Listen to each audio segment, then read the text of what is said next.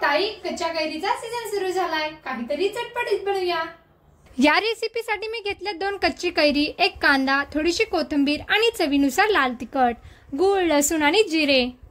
सर्वात आधी कच्च्या कैरीचे साल काढून घेऊया आणि दोन्ही कैरींची साल काढल्यानंतर कैरीचे बारीक बारीक काप करायचे आहेत।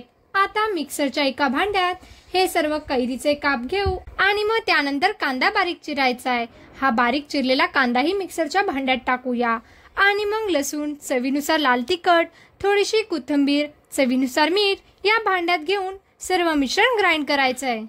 हे मिश्रण ग्राइंड झाल्यानंतर कढाईत थोडेसे गरम तेलात मोहरी टाकायची आणि मिक्सर मधील मिश्रण तेलात चांगलं परतून घ्यायचं आहे। कच्च्या कैरीची चटणी खूप टेस्टी लागते। चवीनुसार थोडासा गुळही मिक्स करूया, म्हणजे ही आंबट गोड कैरीची चटणी आणखीच टेस्टी लागेल। सर्वात शेवटी थोडीशी कोथिंबीर आणि आपली आंबट गोड कैरीची टेस्टी चटणी तयार आहे। आवडली का रेसिपी? नक्कीच कमेंट करून सांगा। Bye bye.